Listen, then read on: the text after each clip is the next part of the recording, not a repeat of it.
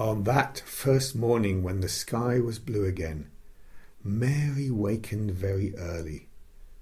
The sun was pouring in slanting rays through the blinds, and there was something so joyous in the sight of it that she jumped out of bed and ran to the window. The moor was blue, and the whole world looked as though something magic had happened to it. "It's warm, warm," she said. "It'll make the green points push up and up and up, and it will make the bulbs and roots work and struggle with all their might under the earth. I can't wait. I'm going to see the garden." She clasped her hands for pure joy and looked up at the sky, and it was so blue and pink and pearly and white and flooded with springtime light that she felt as if she must flute and sing aloud herself, and knew that thrushes and robins and skylarks could not possibly help it. She ran around the shrubs and paths towards the secret garden. "These long spars are blue ones.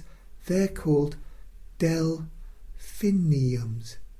Dickens says they're larkspurs made big and grand.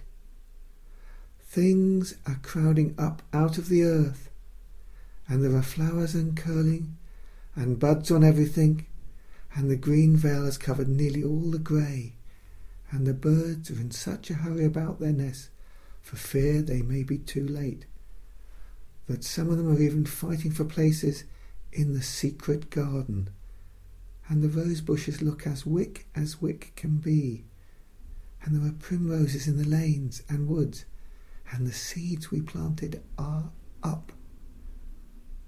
"I couldna say that their name," he said, pointing to one under which was written Aguilegia, "but us calls that a columbine, and that there one it's a snapdragon, and they both grow wild in hedges. There's some big clumps of columbine in the garden. They'll look like a bed of blue and white butterflies fluttering when they're out.